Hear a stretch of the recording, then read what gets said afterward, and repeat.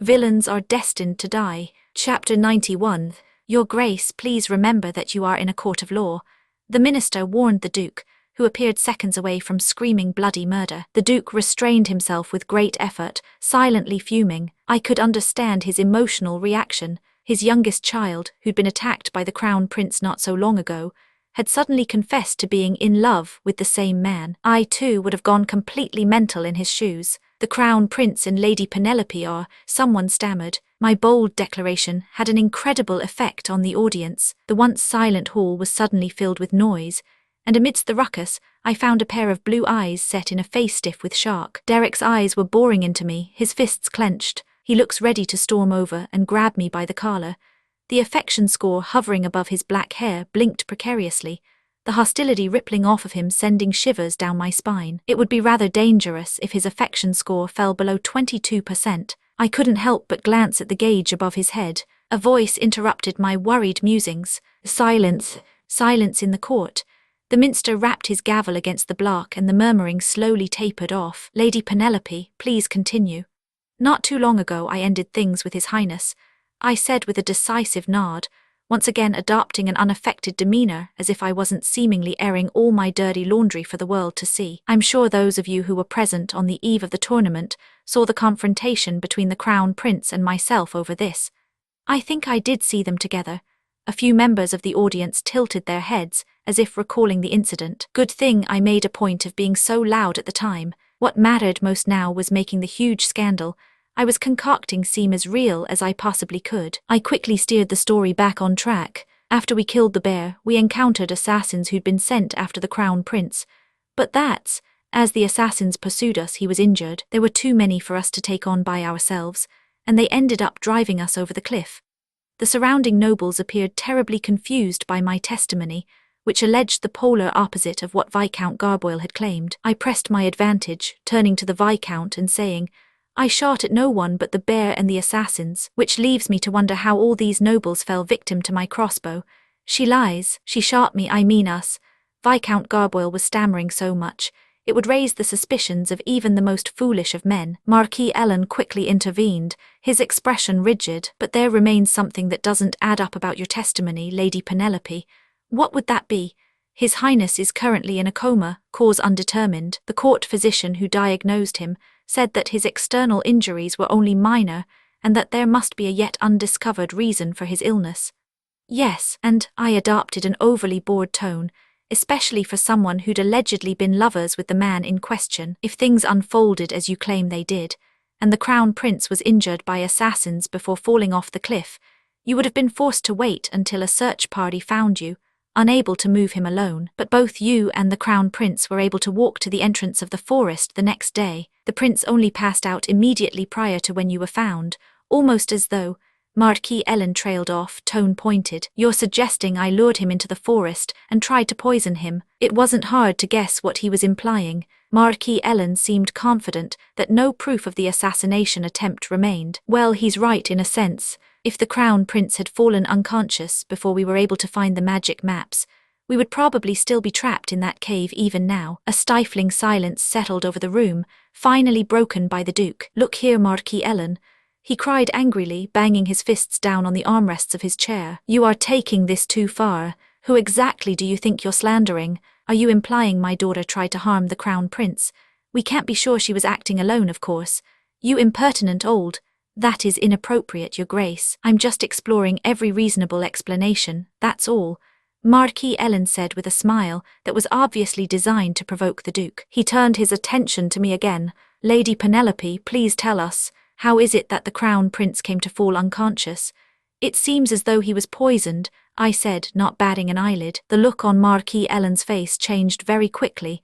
He hadn't expected me to be so direct. How can you be sure of that? It's almost as though you poisoned him yourself. Well, I'm sure we can get to the bottom of exactly what happened when we investigate the evidence I obtained from one of the assassins. What? The Marquis, who'd been completely relaxed throughout the proceedings, suddenly shot to his feet. You have proof? Wait, does that mean she was really attacked by assassins? The ruckus was now louder than ever before. It's a lie.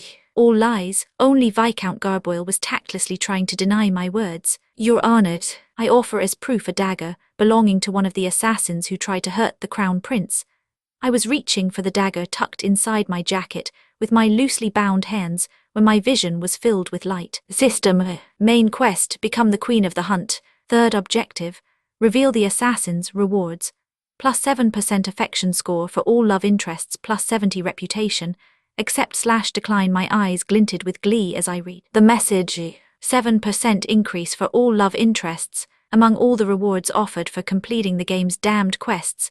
This was the most generous yet. System, this main quest will be auto-accepted in 5 seconds. System, 5. I clicked accept before even a single second had passed. The rewards were great, and the difficulty less than in any of the quests I'd completed so far. I had no reason to refuse. The text in the window changed.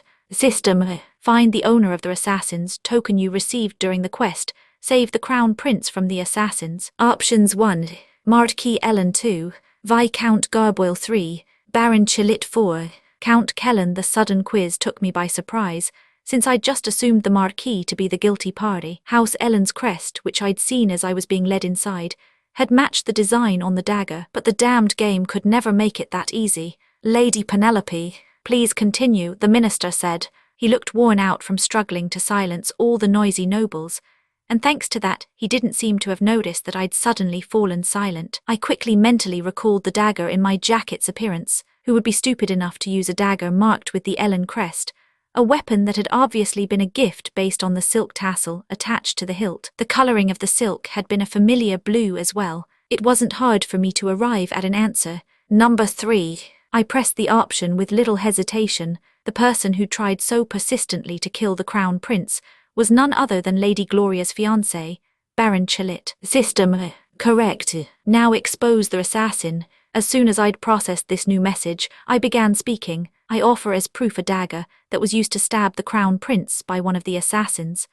I produced the dagger confidently, finishing the motion I'd paused midway through thanks to the system notification earlier. How can you be certain that it is from one of the assassins? Came a stuttered protest. Its hilt is engraved with the insignia of House Ellen. What? P-class equals caliber 1. I lifted the blade, so the hilt was visible to both the minister and the high-ranking nobles in the upper seats. Marquis Ellen's jaw dropped. If we can discover the origin of this silk thread, we'll be able to find out who was responsible for organizing the assassination in the first place. I continued, gently shaking the dagger above my head to punctuate my words, causing the attached blue silk tassel to flutter. I recognize it. Lady Gloria showed it to me and said she'd just finished making it. Oh my. Countess Dorothea gasped, falling abruptly silent after her seemingly involuntary observation, both hands shooting up to cover her mouth. But it was already too late. The cat was out of the bag. That's a lie. She's lying. Marquis Ellen and Lady Gloria spat their accusations at almost exactly the same time. How do we know that she didn't shoot Baron Chilit and his companions and take the sword from them herself? I saw Lady Penelope hunting the bear with my own 2 eyes. Someone interrupted. Chapter 92. The door to the meeting room had flown open and someone strode inside, moving to take the empty seat next to the podium. Apologies for being late. One of the children in my care had a seizure. Affection score 32%. Winter wore an awkward expression as he apologized for his tardiness. Come to think of it, he's also a high-ranking noble, I guess. I stared at him with some surprise, having not given any thought to whether he was present or not before that moment. Marquis Verdandi, what are you saying? Marquis Ellen was demanding before Winter could even sit down. Your Honour, may I present an account of events as I witnessed them? Winter said, raising his hand calmly and addressing the minister rather than replying. You may, permission granted. Winter stood again and addressed the room at large. Before Lady Penelope went missing the day before yesterday, I saw her bravely facing down a brown bear by herself in the gold area of the hunting grounds. Lies. Marquis Verdandi wasn't anywhere in the vicinity. Silence, Viscount Garboil. The minister slammed his gavel twice in rapid succession. Please be silent. It is not your turn to speak. He shouted irritably at the Viscount, who had made a habit of interrupting others as they spoke. Please do go on, Marquis Verdandi. She appeared to freeze midway through the confrontation, perhaps because she was out of ammunition. I was about to intervene, concerned for her safety when the Crown Prince appeared and killed the bear before severing its head. This was much too close to the truth for him to be bluffing. which meant he must really have been watching me at the time. The idea of it sent goosebumps shivering down my arms. So I was right. Defeating the bear hadn't been all there was to that stupid special quest. If the Crown Prince hadn't stepped in, there was no doubt in my mind that Winter, Derek, or Reynold would have. The system only intended for me to fight off the rampaging beast long enough for one of them to appear at a critical moment and save me. This game is insane. As I came to this chilling conclusion, Winter calmly finished giving his statement. I left since they seemed to be having a private conversation. That's all I saw. The room was thrown into chaos once more. That means Viscount Garboil was lying, doesn't it? One person asked. So Lady Penelope was telling the truth. Another said, my God, to think Baron Chilit tried to kill the prince. I surveyed the murmuring crowd before glancing at the Eckhart seats. The Duke looked just as surprised as everybody else, but it was Derek's reaction that really confused me. When our eyes met, his face slowly contorted to an expression resembling rage more than shock. I couldn't be sure if he was angry that his idiotic adopted sister had actually been telling the truth, or because I'd supposedly been meeting the Crown Prince in secret. I was relieved to see, however, that his slowly blinking affection score hadn't changed despite the scowl on his face. See, I raised my chin, making direct eye contact with him. I don't need your worthless help. I'm doing just fine on my own. I was staring at him with stony eyes when the gavel rang out once more. I will now declare my ruling, shouted the minister in a dignified voice that carried easily over the din. An unrelated third party bore witness to the incident in question, and their account matches the testimony of the suspect, Lady Penelope. In addition, the evidence she has presented is incontrovertible.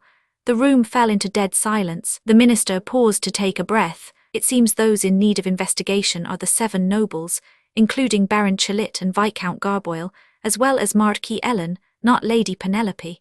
Your Honour, I object. The Crown Prince is still unconscious. This is a deeply concerning case that may lead to charges brought for attempting to murder a member of the imperial family. I command that all nobles implicated be taken into custody immediately.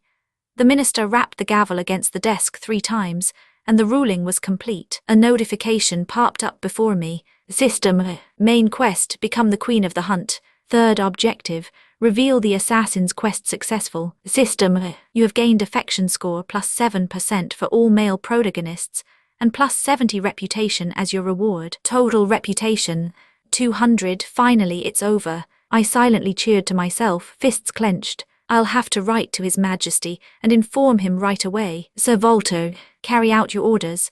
The minister called to the captain of the guard, who was positioned next to the podium. The doors to the room flew open, and a wave of knights poured inside. It's all lies. None of it's true, Marquis Ellen protested, shaking his head frantically as the knights approached to arrest him. It wasn't me. I wasn't involved. Chilit was behind it all. I have nothing to do with this. Why are you arresting me?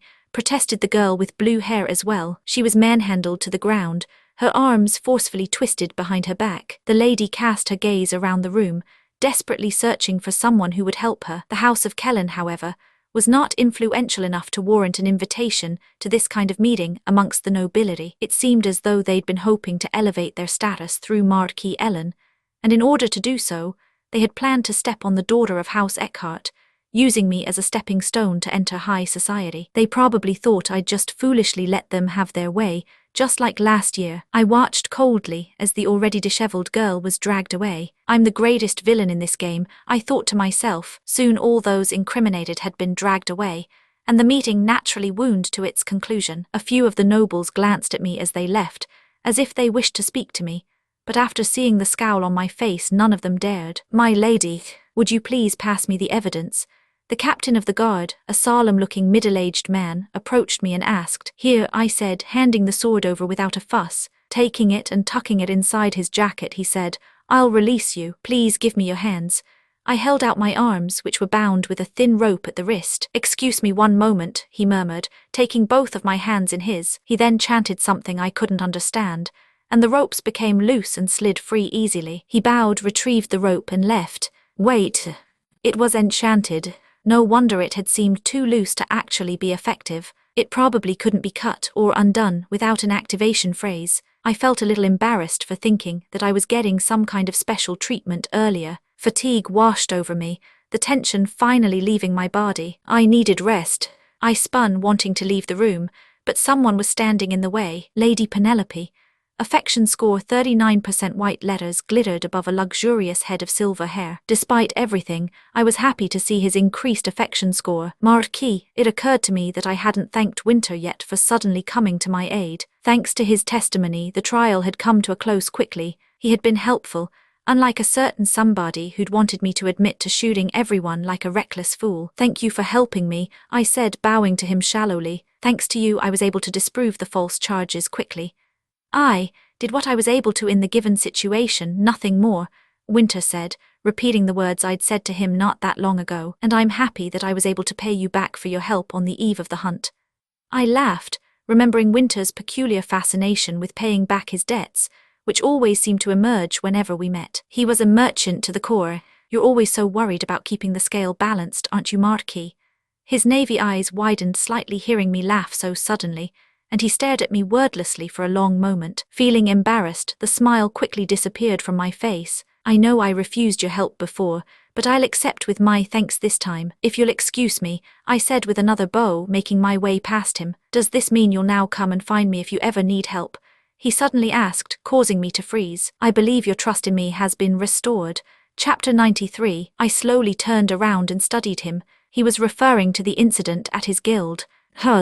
Is this a trick question? I'd been intending to inform him that I knew his identity if necessary, but I'd never imagined he'd reveal it first, especially not as directly as this. I pondered for a moment, trying to think of an adequate response. Winter was no longer a viable backup plan, but I couldn't completely rule him out as an option either. I chose an ambiguous response. I doubt I'll need your services again.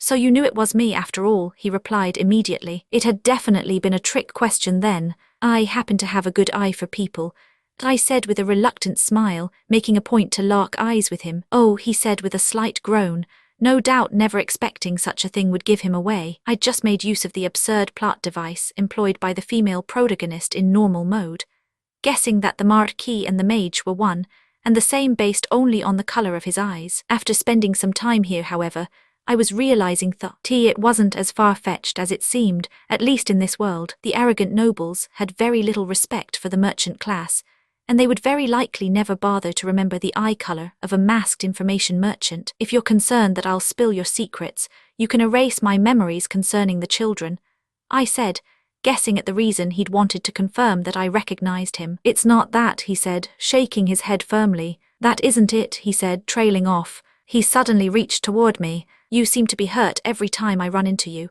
His long, firm fingers grazed my neck. Oh, I murmured at the sting of pain that accompanied his touch. Winter flinched and withdrew his hand. I pressed my fingertips over where he'd just touched and felt a rough scab. It was the cut Reynolds had applied ointment to what felt like an eternity ago. I'd felt nothing at the time, but now the wound seemed to throb with pain. Apparently, I'd been grazed in the same spot without realizing it, reopening the wound. Seeing me press my hand to it, Winter said gravely, "Please don't touch it. I suggest you go to the infirmary just in case." Penelope, someone interrupted. I automatically spun to face the person who'd spoken. Affection score 29%. The quest reward saw his affection score restored to the level it had been before our argument. Derek approached with a stern expression. The Duke must have left already. I was a little surprised to see that the seat next to my brother's was empty. "Hello, Lord Derek," Winter said with a slight bow to Derek, no doubt eager to lay into me. My brother paused and bowed in greeting reluctantly. "Thank you for your testimony earlier, Marquis. Don't mention it. I only did what was right. I don't know what matter you wish to speak with my sister about, but we're having an emergency family meeting. Please excuse us, she'll be coming with me now." "I see," Winter said with an affable smile, despite Derek's rather rude tone. He retreated easily. "My lady, perhaps we can continue our conversation next time." "No, that won't be necessary," I said, seizing Winter's wrist gently despite my earlier unwillingness. "We can finish our conversation now if you don't mind, Marquis." "Penelope Eckhart," Derek bit out coldly. I could see the numbers starting to blink slowly above his black head of hair again. "What do you think you're doing?" he said, his expression severe as he processed what was happening. Ignoring the peculiar expression that had appeared on Winter's face, I shot Derek a stony gaze. "I told you I have nothing left to say to you. Remember that we are in a public place," Derek warned through gritted teeth. "Let go of his hand and come with me." Hearing his demands, the first thing that came to mind was the question, why should I listen to you? I really had nothing more I wanted to say to him. I'd done no damage to the family name, and the incident had been wrapped up nicely. When did you start concerning yourself with who's watching? The sarcastic words flew from my mouth before I'd even considered if they were a good idea. Everyone no doubt thinks I'm still not right in the head, because I only recently rose from my sick. No one will pay me any mind, I said, throwing the words of his poor attempt to defend me back in his face. Penelope, you, a vein visibly bulged in his forehead. Winter served as a useful shield. Derek seemed conscious of the eyes watching us, and so didn't try to forcefully drag me away. Taking a deep breath, he visibly attempted to rein in his temper. Fine. I'll admit it. Admit what? I asked. I was wrong. But remember the way you've behaved up till now. Considering your past reputation and reckless behavior, most would have come to the same conclusions I did. Ha, I laughed bitterly. I was wondering what you had left to say. It was just more excuses and blame for his refusal to trust me. He just assumed that I'd tried to kill the nobles without checking the facts first. The reasonable, cool-headed and handsome male protagonist that I'd quite liked in my past playthrough was just a gutless wimp. It comes to you so easily, huh? I said. What? Accusing someone of attempted murder and making them out to be some kind of unhinged maniac. It's so easy, just blame everything on Penelope and the problem will disappear, I marked. Derek's eyes bulged at my acidic tone, and the affection score blinked dangerously. Is that all you have to say to me? That it was my fault I was falsely accused and I have no one to blame but myself? Penelope Eckhart. Affection score -2%. Affection score 27%. The affection score fluctuated easily, and I was past feeling any alarm because of it. In my current state of furious indignation, I didn't think I would care even if it fell by 10%. A savage scowl twisted my face, but I forced a smile onto my lips. Don't worry. I know it's all my fault in your eyes. That's why I took care of the matter by myself. Is your idea of taking care of things ruining our family's reputation? Secretly meeting with the Crown Prince. What made you think saying that was a good idea? What should I have done then? I said, shrugging. I still couldn't think of a better option. Should I have told them I'd run into a bear by accident and was forced to fight it, and the Crown Prince just happened to be nearby to help me kill it, and that assassins suddenly appeared out of nowhere and came after us? Is that what you would have me say? I asked, repeating everything I'd already told Derek the night before. I was telling the truth, but nobody would have believed me if I'd explained things in this way. Marquis Ellen would have made sure of that. I would have been branded a traitor who tried to kill the Crown Prince. Would that have made you happy? Don't put words in my mouth, he spat, still struggling to mask his anger. His eyes blazed with fury. If you'd been upfront and told me that you had evidence, this matter would have been resolved without a shameful scandal. And who was it that forced me to come up with such a ridiculous lie? I snapped back, teeth gritted. When did you give me a chance to tell you I had evidence? I was having trouble keeping my storming emotions from showing. I knew that my face was like a mirror, my expression reflecting everything that I was feeling, and my fake smile slowly crumbling. I could feel Winter's eyes on me, but I couldn't stop. You refused to listen when I tried to explain that it was all unfounded, that I had a solution. You ignored the truth, even when I tried desperately to explain it to you. Penelope, you're the one who refused to listen, Lord Derek. Are you going to blame me for that too? Maybe I was letting my emotions get the better of me. I had forgotten that I was supposed to address him like a brother in public. Lord Derek, I've been falsely accused. I have a way to prove it. In my pocket. It doesn't occur to you that perhaps I was just defending myself. The Crown Prince, who happened to be passing by, saw my difficulty and helped me to kill the bear and behead it.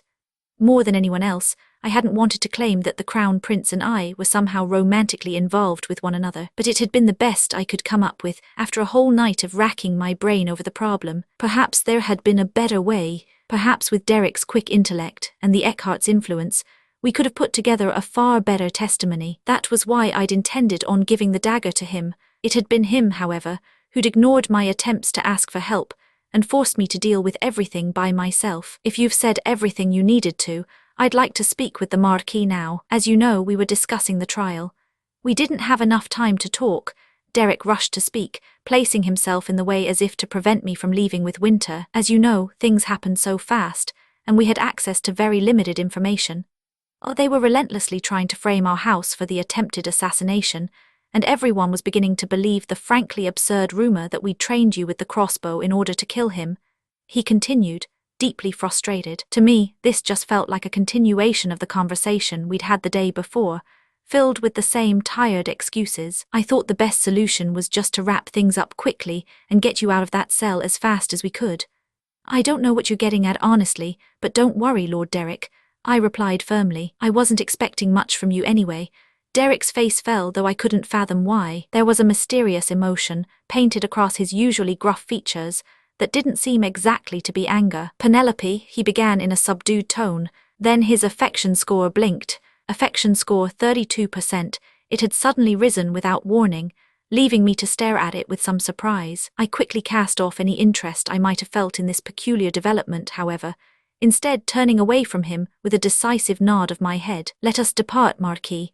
I took Winter's hand and strode past Derek, who remained rooted in place. He didn't try to stop me this time. Chapter 94. We left the meeting hall, and I only let go of Winter's hand after we'd arrived at a secluded location, and I turned to him to apologize. I'm sorry, Marquis, you shouldn't have had to listen to that, I said, feeling sorry that he'd been forced to witness that mess. Winter just peered at me wordlessly, removing something from his pocket. Holding it out to me, he said, "Please don't cry." "Huh," I said, puzzled. I felt my face. There were no tears, if anything. My skin was dry thanks to the several sleepless nights I'd had the past few days. Of course there were no tears. I wasn't crying. I don't understand. I told you the first time we met that I hoped your pretty eyes wouldn't be so sad next time. It seems to me that your eyes are always full of grief rather than laughter. I suddenly remembered our first meeting, something I'd completely forgotten about. My expression crumbled. I couldn't help it. I'd been lying earlier. I'd hoped Derek would listen to me and help me, despite knowing that I was playing the game in god-damned hard mode. I'd hoped that the reality I'd found myself in would be different, and that some dramatic change might occur, regardless of how unlikely that eventuality might be. You're right, I guess, I said after a pause, laughing weakly. I somehow doubt I'll ever really be free from the things that are troubling me. I would probably never be free until I got to the end of the game and made my escape. I muttered the bitter words under my breath, and as I made to glance up, I felt a cold breeze on my face. The folded handkerchief in Winter's palm floated off his hand, and suddenly, for lack of a better word, bloomed. The fabric folded this way, and that as though invisible hands were manipulating it, rustling, crinkling, nodding and billowing in turn. Soon it had taken on the shape of a little rabbit. I stared blankly at it, and the rabbit made from thin fabric slowly drifted back down to settle on Winter's palm. Its tiny ears twitched as if in greeting. I was having a hard time believing my eyes. "Would you please hold out your hands?" Winter asked softly. I slowly held them out in a daze, and the rabbit jumped with soft little hops from his hand to mine. The sight of it rubbing its tiny face against my palm like it was a real living creature was, frankly, bizarre. Then it occurred to me that Winter had just used magic inside the palace while dressed as the Marquis. "Wait, is it okay for you to do this?" I said, looking around nervously. Though we were tucked into a secluded spot, someone could easily still be watching. "No one's watching. What does it matter?" Winter replied easily. "Since I already know, did you decide you didn't care to hide anymore?" It had barely been any time at all since he'd revealed his identity to me. His change in attitude was too abrupt. I peered up at him suspiciously. "This is very basic stuff, and I barely used any mana. No one will know. You don't need to be concerned," he said with an awkward smile. Then, as if to change the subject, more importantly, "Do you not like animals?" The rabbit began bouncing on my palm as he spoke, then rolled over cutely, revealing its tiny belly. Though it was only made from a folded piece of cloth, it moved and acted just like a baby rabbit. The sight made me smile. "I do," I said. "Finally a smile," Winter replied. It suddenly occurred to me why he'd conjured the rabbit. He was trying to console me. My heart pounded, and I moved my gaze from the handkerchief rabbit rolling around on my palm to his face. For the first time ever, I smiled brightly at him, a sincere expression that came from the bottom of my heart. "Thank you, Marquis." His gaze wavered, and then affection score 44%, 5%. It was quite a large increase. I let the smile slowly fade from my face as I looked at the number shimmering above his silver hair. In normal mode, Winter would appear whenever the female protagonist was feeling sad or upset, and perform incredible magic tricks. Even now, I was thinking about using him as my backup plan, instead of being present in the moment. It left me feeling a little hollow inside, though something terrible had happened, namely, an attempt on the Crown Prince's life. The hunting tournament continued unaffected. Only the few high-ranking nobles who were present at the trial knew what had happened, and there were many foreigners taking part in the tournament. It hadn't been called off even following the attack on the eve of the event, and if it were to be halted now, the Aoka Empire's reputation would be impacted, and thus the hunting tournament continued on without its host. There were 4 days remaining until the winners would be selected, and that is why His Majesty commands that no one is to be allowed to leave the hunting grounds until he returns, for safety reasons. Early on the morning following the trial, attendants visited the campground of each house and delivered the imperial order. All the nobles were to be kept on the palace grounds until the emperor returned. But why me? I thought, staring helplessly at the attendant holding a scroll embossed with the imperial crest. I'd been hoping to go home right away since the misunderstanding had been cleared up. The man's next words made me feel slightly better about the whole thing, however. Lady Penelope took diligent care of the crown prince. In light of this, and since she is a lady, she is invited to stay in the palace instead of on the hunting grounds. I'll go, I said as soon as the attendant had finished reading, raising my hand enthusiastically. Penelope, the Duke called, voice gloomy. I turned to him with an innocent look, and he said no more, even as his expression soured further. Following the trial, everyone seemed to be having a hard time addressing me, and I was enjoying it quite a lot. I shall prepare a carriage then, the attendant said. He bowed politely to the members of the Eckhart family and left. I'll go as well. I need to get ready to leave, I said, jumping to my feet. I didn't want to stay in the Duke's stifling tent for a moment longer than I had to. Hey, are you serious? You, Reynold burst out, clearly annoyed by the sudden cold silence my remark had caused. Tesk Reynold, the Duke scolded. He sighed deeply and said, all right, you do that then. It will be easier for you to rest well in the palace. Yes, I'll see you later. I left with only a brief goodbye, not looking back. I could feel 3 sets of blue eyes burning into the back of my head as I left. Though I left the lodge strutting with confidence, my steps slowed as soon as I had escaped. Ugh, on the first day of the tournament, I hadn't foreseen how much my relationship with the Eckharts would deteriorate. Sighing, I trudged toward my tent. Perhaps my frustration with them wasn't totally justified. I could understand how they'd felt all these years, tormented by Penelope's thoughtless rampages up until now, and I knew they must have been beside themselves with anxiety, this time, since I'd somehow become involved in an attempt on the Crown Prince's life. Maybe it had been the best option available to the Duke and Derek, just dismissing me as a mischievous fool and minimizing the damage. But why should I have to be understanding of them at all? Understanding their reasons didn't cause me to feel any less offended. If they'd asked me what had happened first and discussed things to find a solution, if they'd defended me even once, trusting that I wouldn't do such a thing, this episode would not have ended on such a disastrous note. Hey, someone suddenly called out to me. I didn't register that they were talking to me, since I was so lost in thought. Hey. Penelope, came the voice again, shouting this time. I finally came to a stop. Ugh, I don't want to turn around. There was only one person in this game who would address me in such a way. I stopped where I was, only turning my head. Affection score 37%, of course, it's you. A man with a fluttering pink head of hair was approaching me rapidly. Chapter 95. It's not true, is it? Tell me it isn't, Reynold demanded, reaching me in an instant. What do you mean, that you and that imperial bastard? Reynold, I shouted in shock, realizing his voice was becoming louder the more agitated he grew. I can't believe you're cursing the Crown Prince out on the palace grounds. He was stupidly brave, to be sure. Thankfully, since it was so early in the morning, the only people out and about near the Eckhart campground were the 2 of us. Reynold, seemingly coming to his senses and realizing his mistake, began again, careful to censor himself this time. Is it true that you and he had something going on? What do you mean by something going on? I'm not in the mood for any of your games, he growled, though I had been asking a genuine question. Everyone's talking about you and the Crown Prince. Did you know that? What the hell did you say at the trial? Tell me the truth. You were lying about you and him, right?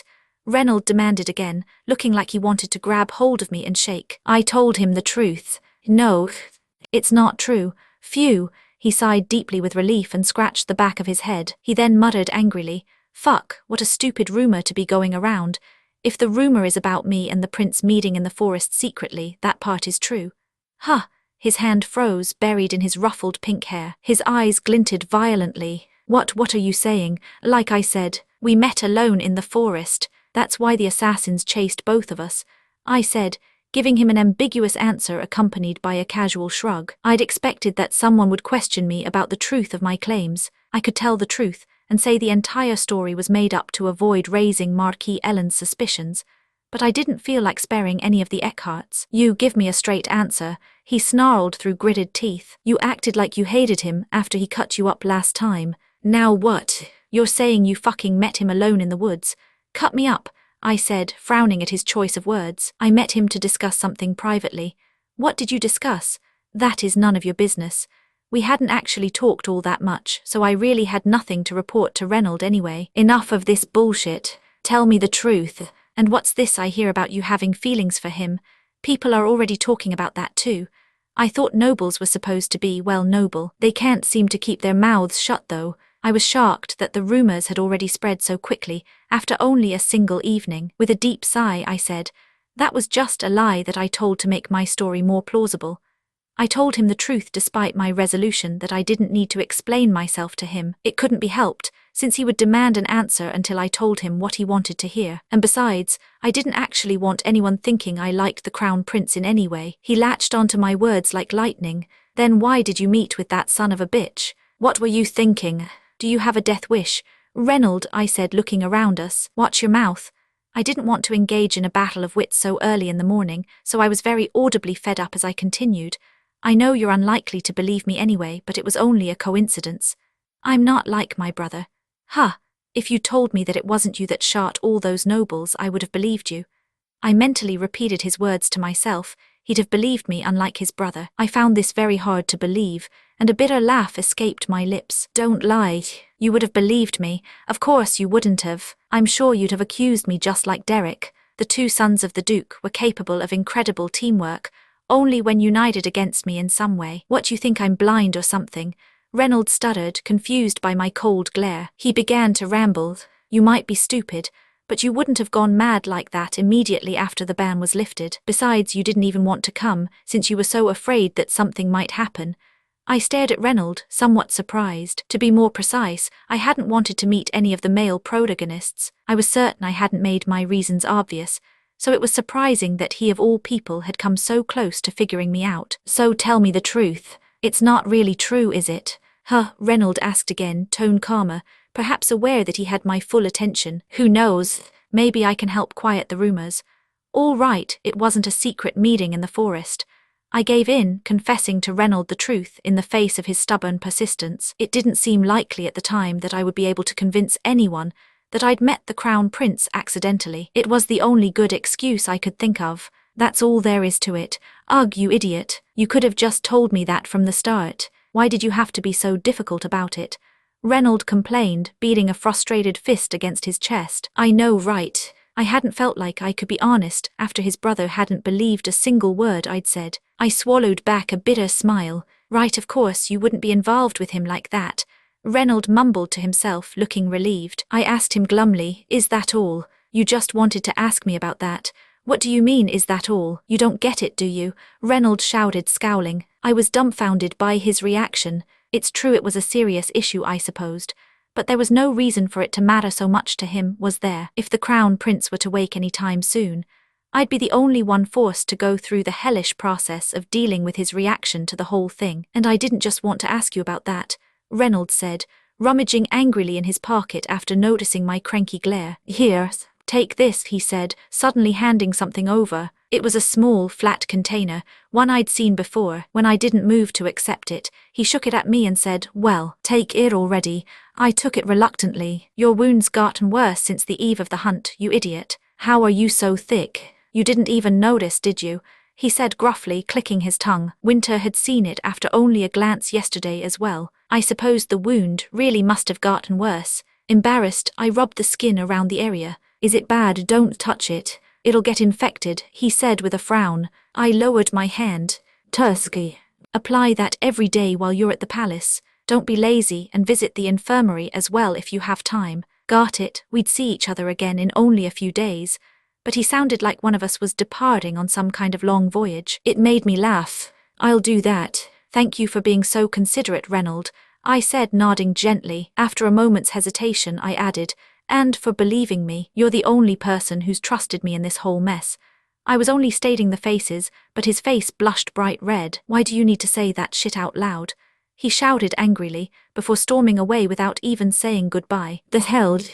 How am I supposed to thank you without saying it out loud? Affection score 40%, I pouted, as I watched the pink-haired boy return to his tent. My time at the palace was generally pretty comfortable. The palace servants were very kind, like Emily, and every meal was such a lavish spread that I feared the table would collapse under the weight of all the food. The most important part was that no one stopped me from doing whatever I wanted or going wherever I desired. This is way better than the Duke's manor. The thought suddenly occurred to me as I was leaving the Imperial Library. The area surrounding the library was empty of people, leaving only blessed silence. In addition, the huge library was full of books on topics I enjoyed, allowing me to read through countless pages about ancient mages and the mythology of Volta. With the book on Arcana City I'd borrowed in my arms, I walked briskly down the now familiar path. When I'd made it past the guards that were all stationed around a single entrance, I spotted a man exiting the building accompanied by a doctor. "My lady, you're here again today,"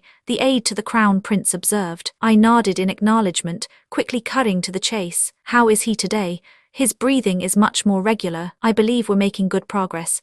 "I'm relieved to hear that. This was actually great news. I'd been quite frightened upon hearing that his condition had taken a turn for the worse 2 nights ago, but the toxins are still in his system, so we'll have to wait and see for a few more days." "Is that so? Would you like to go inside?" the aide asked cautiously. I had no idea what rumors were circulating exactly, but people always looked at me funny whenever I showed up at the Crown Prince's palace. "I'll go see him for just 10 minutes, I said, not letting the puzzlement show on my face. It was the same thing I always said. "Of course," the aide said with a knowing smile, though the rumors probably suggested that the Crown Prince and I were very close indeed. I would leave exactly when the 10 minutes were up, as I always did. Chapter 96. The Crown Prince's bedroom was almost 3 times as big as my own, and much like his personality, bleak. There was no other furniture in the room other than the bed and a table. The empty room smelled strongly of a bitter medicinal scent, and I paused for a moment in the doorway before entering the large room, frowning as I adjusted to the terrible smell. There was a chair next to the bed, probably placed there by the doctor who had just left. I didn't take a seat though, since I had every intention of leaving right away. I approached the bed, coming to stop right next to him, even going so far as to stare at him without any thought for how rude it might be. His luxurious golden hair was fanned out on the white pillow under his head. Affection score 42%. Callisto, with his eyes firmly closed, lay so still that I felt like I was looking at a painting. It's like looking at one of the illustrations in the game. The Crown Prince was capable of saying some of the most terrible things when awake, but seeing him lying silently in bed like this felt very strange. Still, it does seem like he's getting better. He'd been so pale yesterday that his skin had been indistinguishable from wax. He was looking much better, however, and only a single day had passed. His breathing was more regular now as well. There was no known antidote to the poison coursing through the Crown Prince's veins. The only solution was to hope for the best and trust in his body's healing ability, or any natural resistance to poisons that he might have. I'd heard that his wounds hadn't actually been all that deep, thanks to the armor he was wearing. His current condition was a testament to how frightening a few drops of poison could be in the hands of one's political enemies. "Hey you," I said, calling out to him softly just as I'd done in recent days. I reached out slowly, holding my hand under his nose. His soft breath tickled over my fingers. "You're going to be okay, right?" Though I knew that in the game the male protagonists couldn't die, I found myself growing extremely anxious. Sometimes I found myself remembering the violent events of the game so far, and chills shivered down my spine.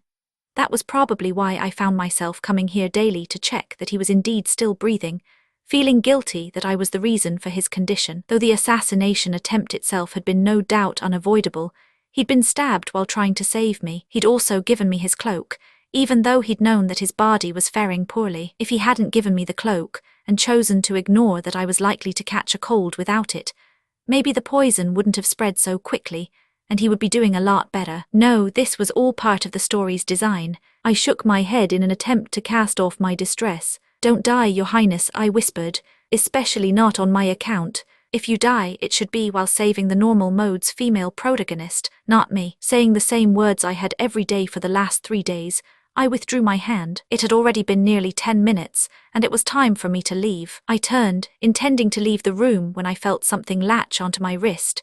I spun around, shocked, and locked eyes with the fiery red stare of the Crown Prince gazing up at me. I couldn't bear to listen to your bullshit anymore. His incredulous laughter was audible as he spoke. Don't die. That's all you have to say to me for 3 whole days. You could have at least prayed for my quick recovery. He sounded sick, his voice raspy and low. I stared at Callisto blankly. He was somehow delivering his usual sarcastic lines, despite the sickly pallor of his face. And what was it that you said to me earlier? Hey you, is that any way to address the Crown Prince of the Empire? Perhaps it was because I'd spent the last several days watching him just lying there unmoving, but I was struggling to believe that he was really awake and speaking to me. Your Highness, you're really awake. What, do you think I died and come back to haunt you? But they said there was no antidote, and they'd need at least a few more days, until they could be sure you were all right. I hadn't expected him to even wake up until after I had already returned to the Duke's manor. Sorry to disappoint you, but I was conscious the whole time. I just didn't have the strength to open my eyes because of the poison. My mouth fell slightly open. Even if all the male protagonists were impossible to kill, he had recovered scarily fast. It felt really strange to be looking into his red eyes again, lucid and clear as they were. I felt relieved, and at the same time my heart was pounding for no conceivable reason. Are you feeling all right? I finally managed to ask. No, not at all, he replied immediately. It hurts like hell. My veins feel like they are on fire, and it feels like someone's sawing at every one of my joints. He added with a frown. My heart sank. I'll call for the doctor, I said, turning and hurrying to do just that. However, the Crown Prince held fast to my wrist, pulling me right back to his side. He was still so strong that I couldn't believe he had only freshly risen from his affliction. It's fine, but the doctor can't do much for me anyway. He'll burn some herbs at best. He shook his head resolutely. They must have gotten their hands on some exotic poison this time. What a shame for them that it didn't kill me. I'd be dead, though, if they'd managed to get me with any more of it. I scrunched my face up in displeasure, hearing him take such a cavalier attitude to his own life. He burst into laughter after seeing my expression. Have a seat, he said, nodding to the chair beside the bed. Since I've seen for myself that you're awake, I think I'll go. In order for him to get the rest he so desperately needed, I intended to leave as quickly as possible. The Crown Prince's eyebrows twitched upwards, however, as he proceeded to accuse me. You won't even do this much for someone who nearly died on your account. Tursky. You're as heartless as a villain. What? You just woke up, so I'm letting you rest, I blurted, indignant. I'm fine. Sit down, he said, cutting me off and tugging at my wrist. I was forced to sit, as he'd requested. Nothing bad is going to happen, right? I was no longer scared for my very life in the presence of the Crown Prince. In fact, affection score 42%, the gauge floating above his blonde head of hair was quite full. Belatedly, I realized that his affection score was now over 40%. How long has it been since we left the cave? The Crown Prince asked, even as I kept throwing glances above his head. 3 days, so the hunting tournament will be over tomorrow. After making this observation, he smirked at me. I'm surprised, Lady Penelope. I thought you'd just leave me to die. Thanks to you, I'm still breathing. I was speechless at his accusation. Maybe he didn't remember grabbing me and threatening me right up until the moment he passed out. You told me I would regret it if I didn't. I said that because I thought you'd just run away without a care for my survival. I'm a pacifist. I'm not the kind of person who would just kill someone on a whim, unlike a certain someone I know. Now you're blaspheming against a member of the imperial family. I'll have to remember to give you a tour of the dungeons sometime soon. It didn't sound like a threat coming from a man so pale, laid up in bed. Besides, despite his words, he looked to be in a fine mood, laughing gleefully at my response. I stared at him for a moment, then asked with some difficulty, why didn't you tell me? Tell you what? That you'd been poisoned. Would it have changed anything? His response rendered me silent since he was right. I wouldn't have been able to do anything, even if I'd known. Seeing my Sama expression, he asked roguishly, are you feeling bad about slapping me on the cheek? I didn't do anything of the sort, I protested emphatically. It was unavoidable given the situation. The poison didn't take effect right away, so I wasn't certain myself. And even if I'd known for certain, I wouldn't have told you. Why is that? If I'm to become emperor, I must be flawless. I was stunned. He'd said this to me once before. The Crown Prince of Hard Mode behaved as though his life depended on becoming a formidable emperor. I could understand where he was coming from, since this mindset was probably the only reason he had survived so many assassination attempts. Nonetheless, I couldn't help feeling surprised whenever I saw a side to him that hadn't been revealed in normal mode. "Don't just sit there looking glum. Say something," the Crown Prince chided, provoking me when I remained silent, unsure of what to say. The unidentifiable emotion that had welled up inside me for a moment vanished. I finally replied sullenly, "What do you want me to say?" "Anything. Tell me about the goings-on outside while I was confined to this bed, and whether the instigators of the attempt on my life have been found."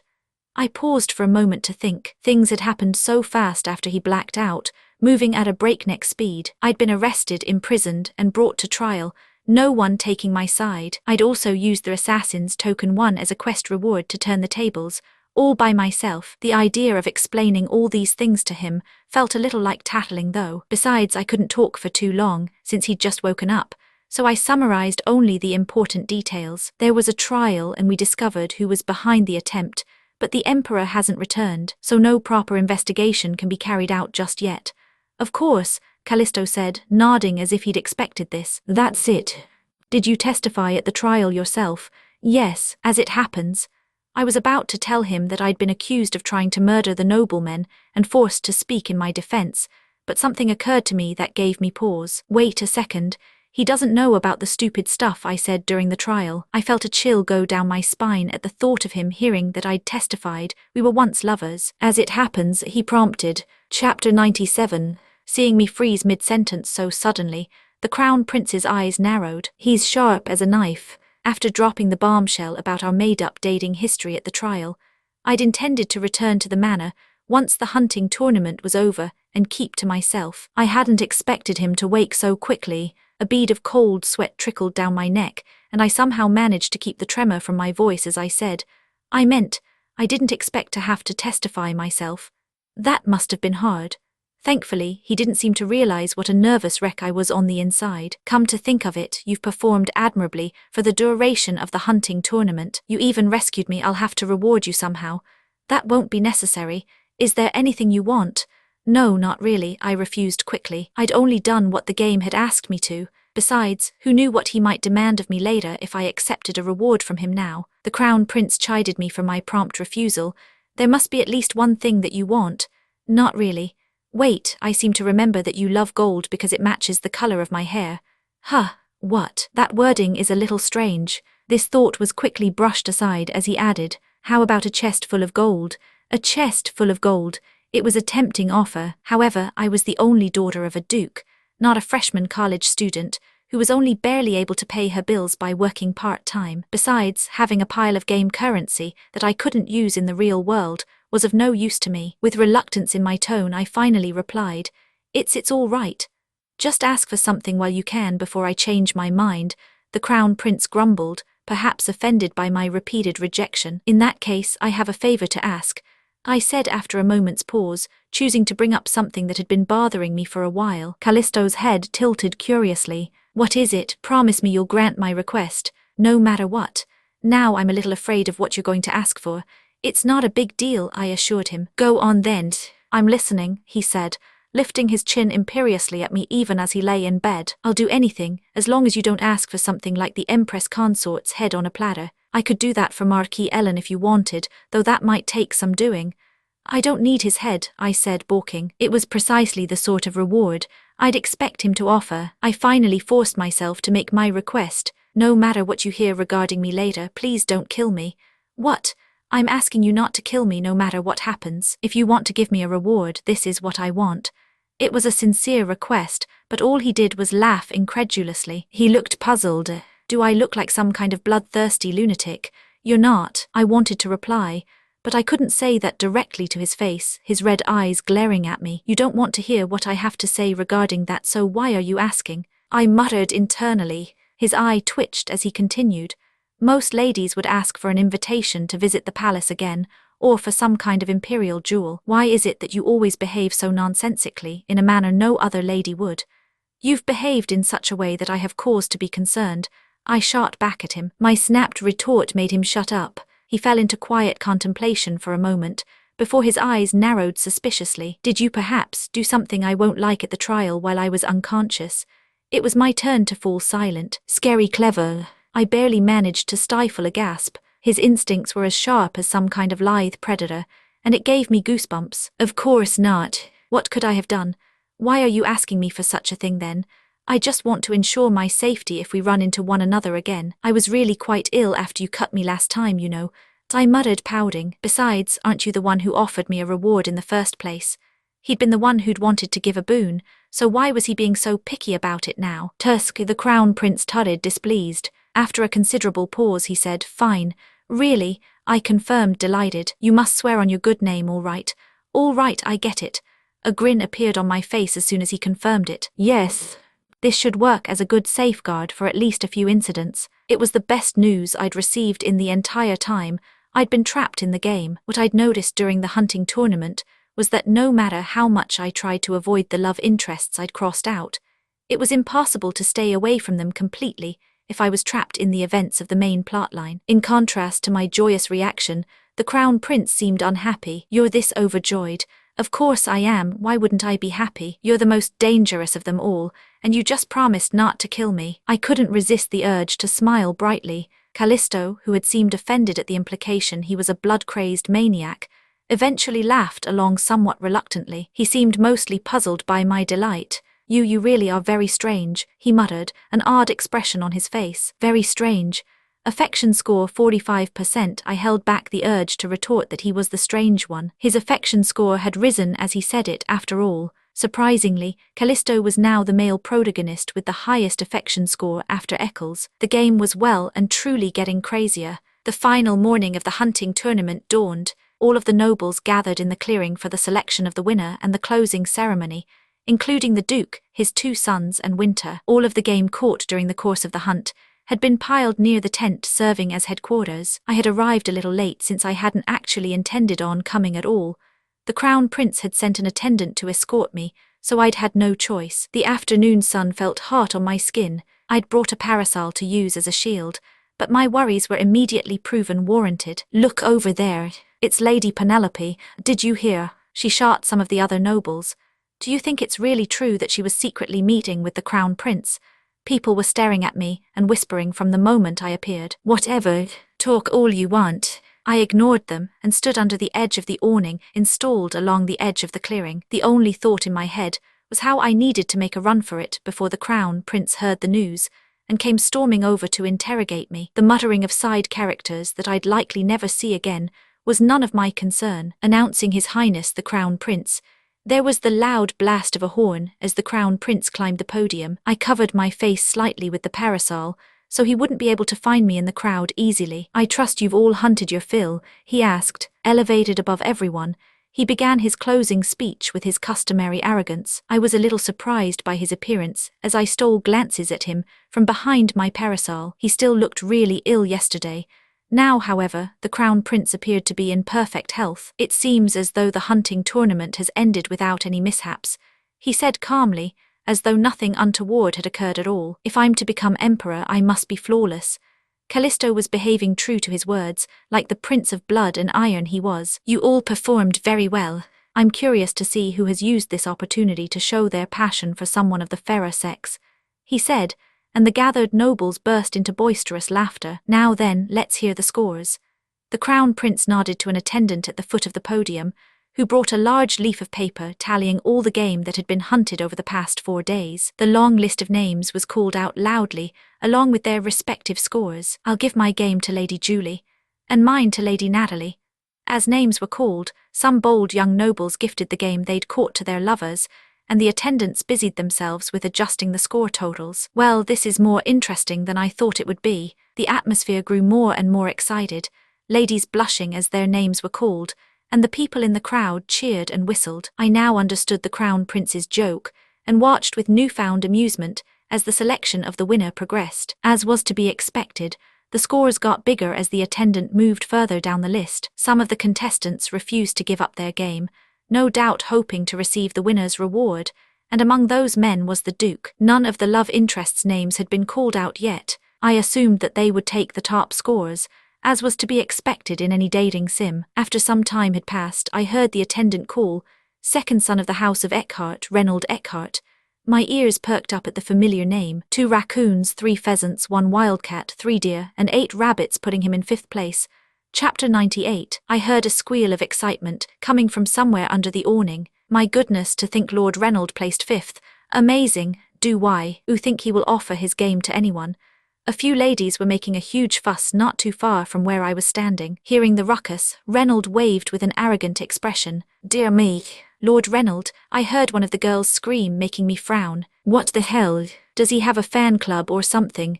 I despised the look of smug satisfaction on his face. Not wanting to make eye contact with him, I pulled the parasol a bit lower over my face. Reynold didn't seem inclined to give his game to anyone, since he remained silent as the attendant continued down the list. In 4th place is Lord Derek Eckhart from the House of Eckhart. He killed 2 wolves, 2 white foxes, and one of the rare animals from the Duchy of Jetta, a plafopino. Another lady squealed, triggering a cacophony of reactions similar to the women screaming over Reynold. I was mildly surprised by Derek's placement. He was a fiercely prideful individual, and I'd expected he would be battling for 1st or 2nd place with the Crown Prince. Is it because of me? I supposed he would have struggled to focus on the hunt, what with all the trouble I'd caused. Not that it's any of my business. I was more interested in the rare animal he'd caught than his ranking, a rare creature from the Duchy of Jetta. I raised my parasol, better to peer at the game piled to the side. The animals had been laid out on the ground, however, so I couldn't get a good look at them from where I was standing. The only thing of interest I could see was an odd purplish colour among the more familiar animals. In 3rd place is Marquis Winter Verdandi of the House of Verdandi. I wanted to continue my inspection, but the familiar name caught my attention. 3 deer, 3 grown boars, 2 goshawks, and 1 mammoth from Capria. The area where the Verdandi kills were gathered looked very full compared to the Eckharts, perhaps because of the array of large animals. Well, that's pretty impressive. I'd honestly thought him a bit of a nerd who could only perform magic, but it turned out he could rough it on the hunting grounds just as well as any of the other gentlemen. I peered over at him with newfound respect. One moment, he called suddenly, raising his hand, "I'd like to give my game to Lady Penelope Eckhart," who was undoubtedly the most impressive participant in attendance. He spoke calmly as if he hadn't just dropped a massive bombshell on the assembled crowd. What? My mouth hung wide open. My goodness, someone exclaimed. Marquis Verdandi is giving his game to Lady Penelope. Those who recognized me murmured to one another, staring, which made my location immediately obvious. "Ah, here she is," Winter gestured, easily finding me in the crowd. He smiled broadly when our eyes met, causing the murmuring to grow louder. I didn't appreciate the increased attention at all. "What's the matter with you? Just keep the score for yourself." I'd been all but forced to take the quest, since the promise of increased affection was too good to refuse.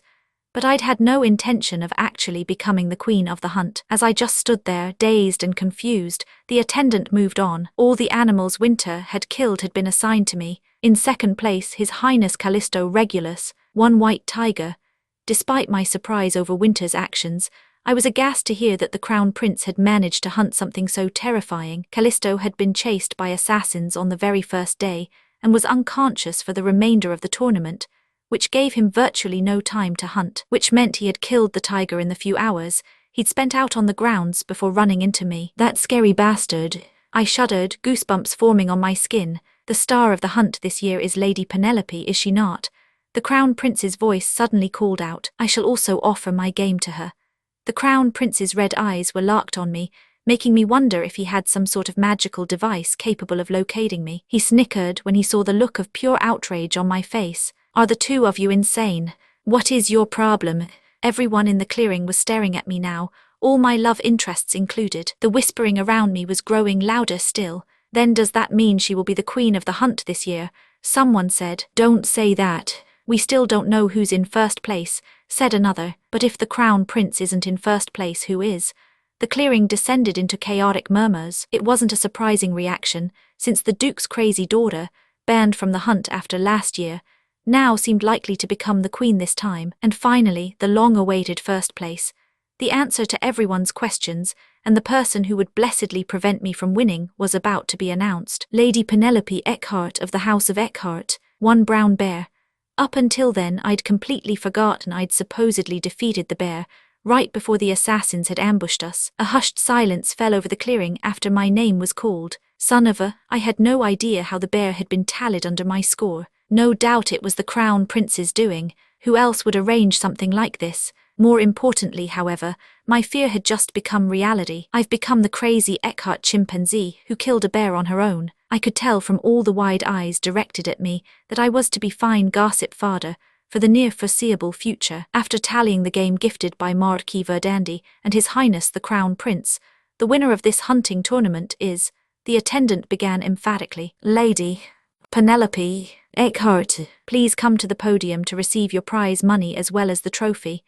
I wished I could vanish into thin air, but of course that wasn't possible. With a deep sigh, I trudged toward the distant podium. I could feel everyone's eyes on me as I crossed the silent clearing. When I arrived at the bottom of the steps, I closed my light pink parasol and picked up the hem of my dress. I should have just worn my hunting clothes. The pale pink dress trimmed in frilly lace didn't seem fit for the winner of a hunting tournament. I'd acquired first place by myself, thanks to the brown bear, even without the additional points gifted by the two male protagonists. Congratulations on your victory, Lady Penelope, said the Crown Prince, greeting me as I ascended the steps, expression glum. An attendant immediately appeared to hand me a trophy placed on a cushion. As it turned out, there wasn't much fanfare involved in completing the award ceremony, or so I thought until the Crown Prince added casually, the prize money this year is 100 million gold. I'll have an attendant bring it to the Eckhart Manor. 100 million, my ears perked up.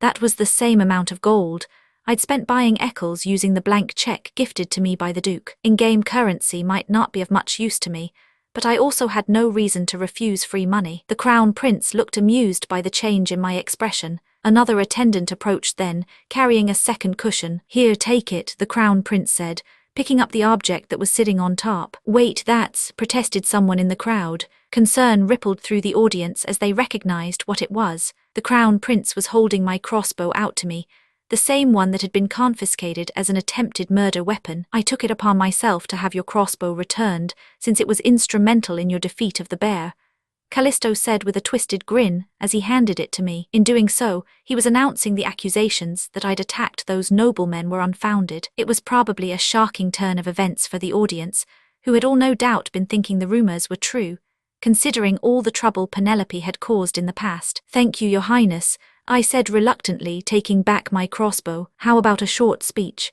He said, stepping aside and subtly pressuring me to speak. I wanted to ask if I could just go home, but instead unwillingly glanced around at the crowd assembled before the podium. I spotted my 3 love interests right away thanks to my elevated position. Affection score 44% first.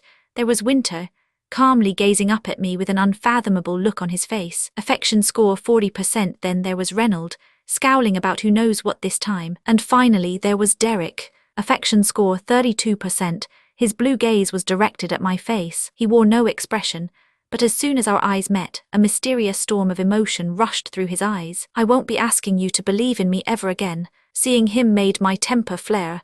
I raised my head high, gazing down at the crowd arrogantly. I would make sure that all the idiots who'd looked down on Penelope until now would never take me so lightly ever again. First of all, I would like to thank the second son of the Empire, the Crown Prince, for granting me such an opportunity. Also, killing a bear is no big deal, I said with an easy grin, shrugging. The crowd fell eerily silent, as if hardly daring to breathe. I glanced over them again, spotting a blue-haired woman as she stood in a tightly crowded group in the shade of the awning in the distance, fuming angrily and glaring. I'd heard that she'd been released quickly, since there was no actual evidence against her, like there was her father. I hadn't thought she'd be shameless enough to show her face here, though. Fixing my eyes on her face, I said, at the next hunting tournament, I'll be sure to hunt down the elk and cut off its head. Someone gasped loudly. The elk was widely known to be the symbol of the House of Kellen. I'd done well to read up on all the noble families during my time spent in the library. That's all I have to say, I said, giving an exaggerated bow as if I were an actress concluding a play. When I lifted my head, my surroundings flashed with white light. System, you have acquired the title Queen of the Hunt. System, you have gained 100 million gold, and plus 200 reputation as your reward. Total reputation, 400. Chapter 99. My lady, did you hear? No one's talking about anything but how you became queen of the hunt. It's such wonderful news. Emily chattered excitedly. The two of us sat inside the carriage on its way back to the manor. You're that pleased to hear my name on everyone's lips? I asked. Of course I am. We showed the house of Kellen's staff who's boss. The maid shouted, fists clenched. Apparently, their smug attitudes for the year previous had left her fairly disgruntled. I'm going to go and teach them a lesson. Unlike a certain somebody, you didn't win thanks to pity. You took first place after killing a bear all by yourself. Don't go by yourself. You should take all the maids in the manor with you. Of course, Emily agreed, a fierce glint in her eyes as she nodded. She seemed happier about the news than I was. I was actually disappointed that the rewards for becoming the queen of the hunt were not more impressive, though I hadn't completed the quest willingly. All that I'd gained from the terrible ordeal was money and some reputation points. The game should have given me at least a 10% rise in affection score with everyone. However, seeing Emily so happy improved my mood about the whole thing. Well, I suppose this isn't all bad. The affection scores for all the male protagonists bar one were above 40%. It had taken a very long time, but I was happy with the results, especially regarding the Crown Prince. His score had started at 2%, but it was now a whopping 45%, surpassing even Winter by 1%. I was now even debating who I should be using as my backup plan if Eccles didn't work out. I shook my head to myself. No, the Crown Prince still isn't a good option. I was lucky to have escaped the clearing after the award ceremony, before he was able to come and find me. If he heard about the stupid things I'd said at the trial, his affection score might drop again. I felt the carriage slowly come to a stop, and Emily opened the door, stepping out first. The luggage must have already arrived, she observed. Emily was right. Staff sent from the palace were laying the carcasses of countless animals down in front of the manor. What in the world? The butler and other servants who'd come out to greet us were watching with their mouths hanging open. The Duke and his two sons appeared to be tucked away inside the manor already.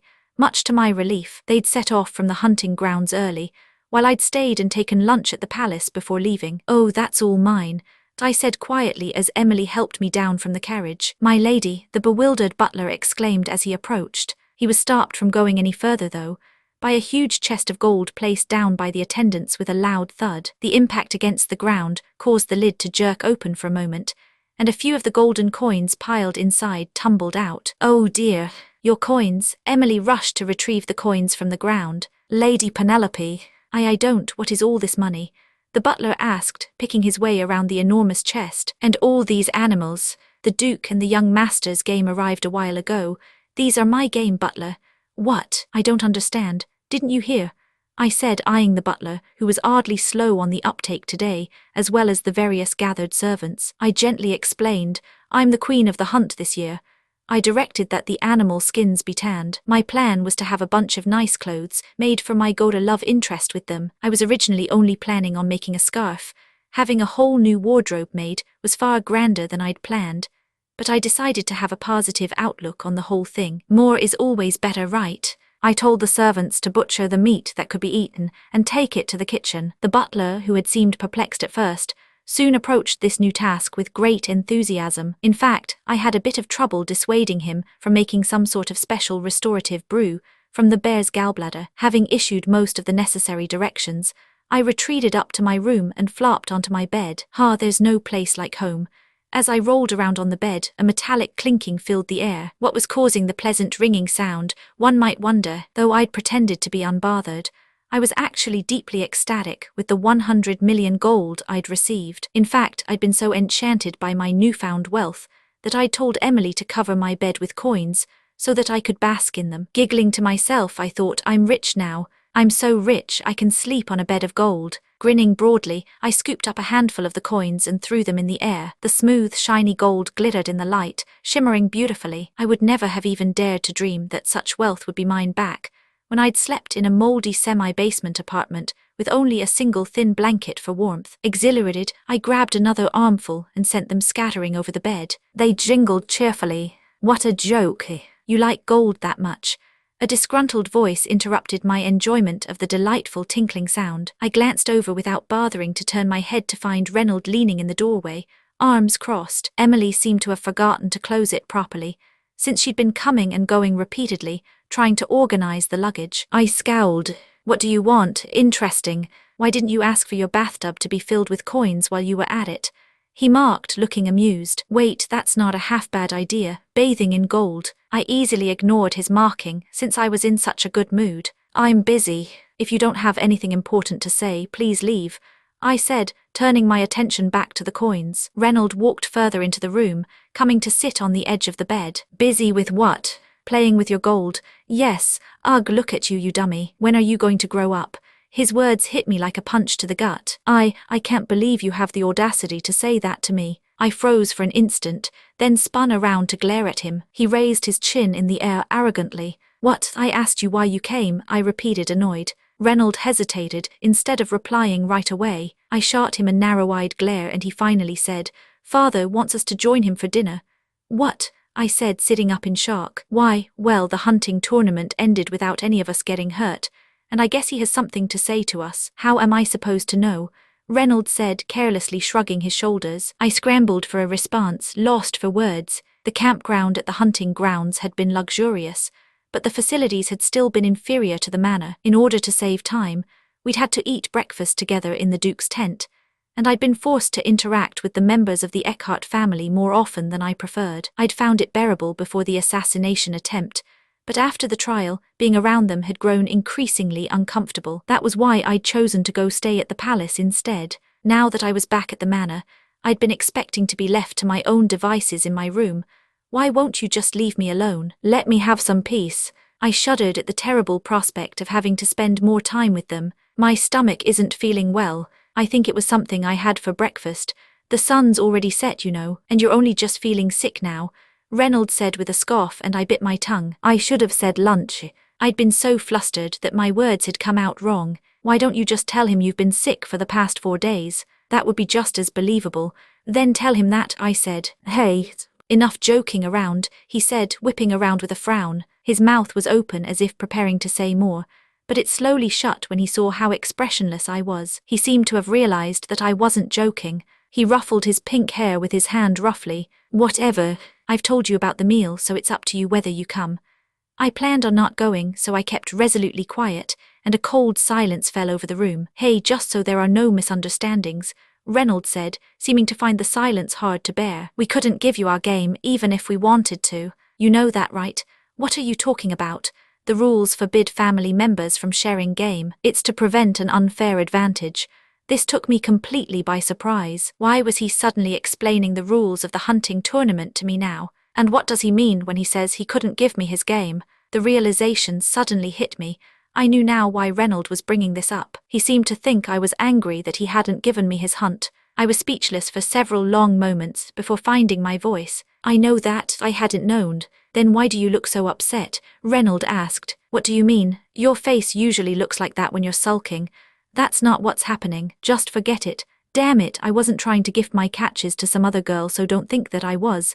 He shouted. I hadn't thought that at all, but he seemed to be convinced that I was upset with him. Do you know how hard it is to capture small animals alive? On whose account do you think it was that I gave up hunting the beasts of prey and wasted my time in the small animal area? He snapped angrily before suddenly falling into awkward silence. His face reddened and he cleared his throat. Ahem.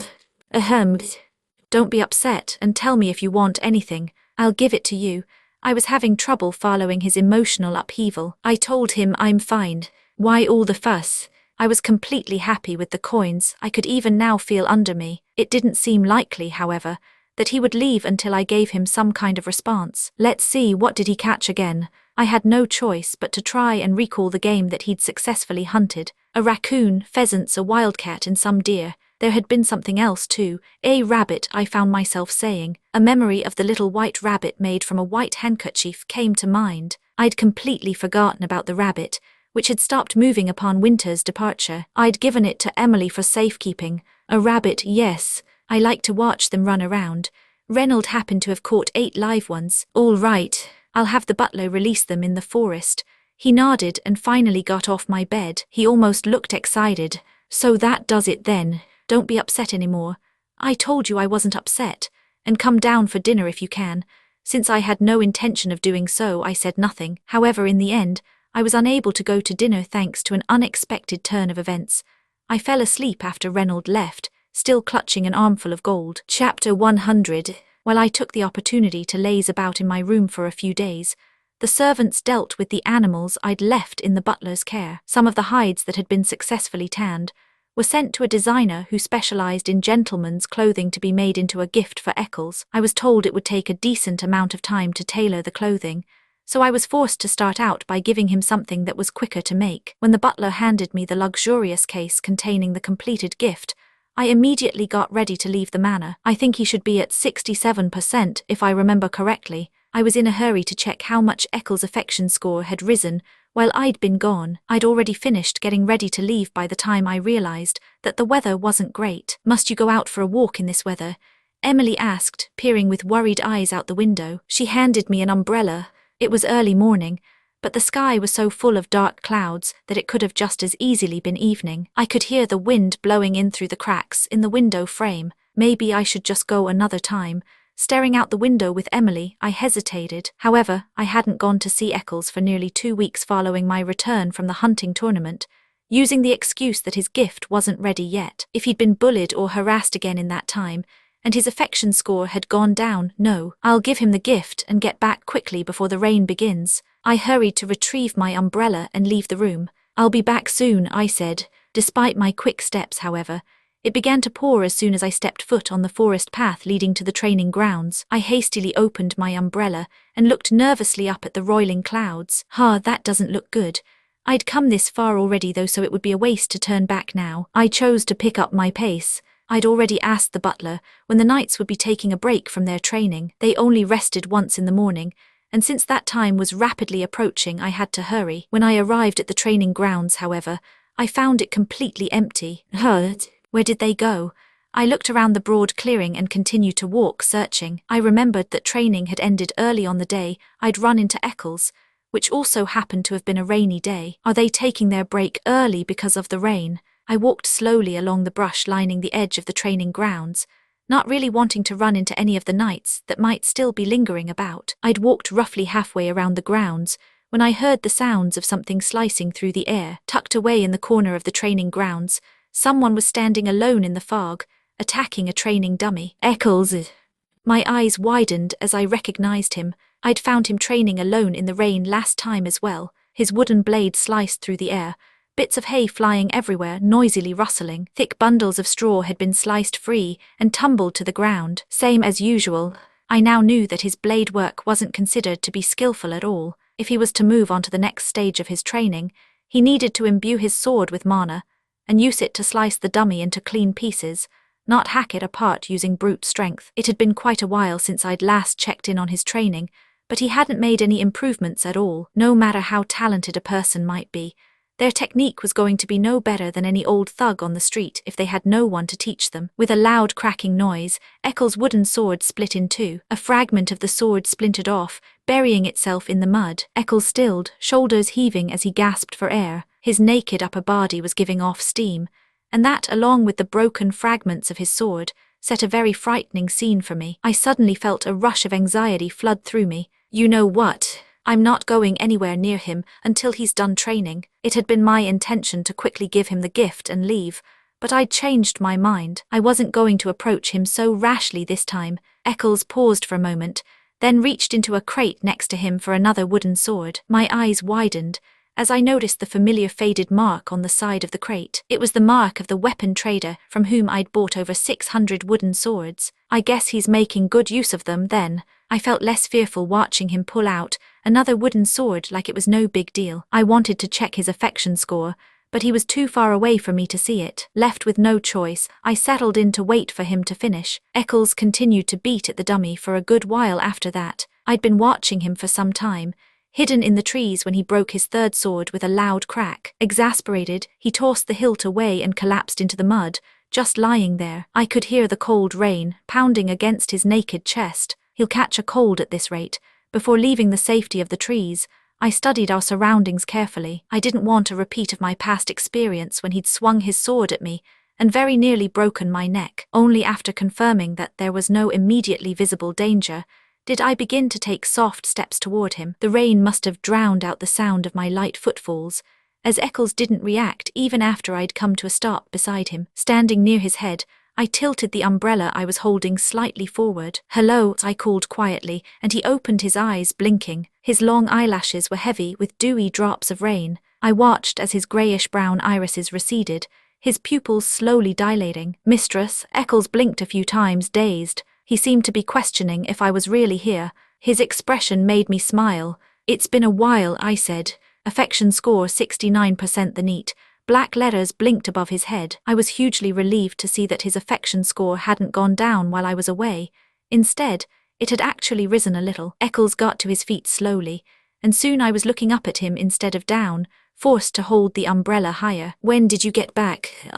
It's been a little while," I said, and Eccles' eyes took on a slightly dejected quality. Apparently, no one had bothered to tell the slave who'd been shoved in amongst the knights that I was back. There was a faint trace of an indecipherable emotion in his eyes as he asked, "Why didn't you tell me you were back?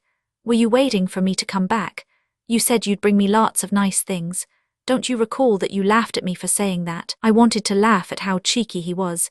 Apparently he'd completely forgotten his earlier skepticism. "Here," I said, holding the luxurious case I'd been carrying out to him. "It's for you.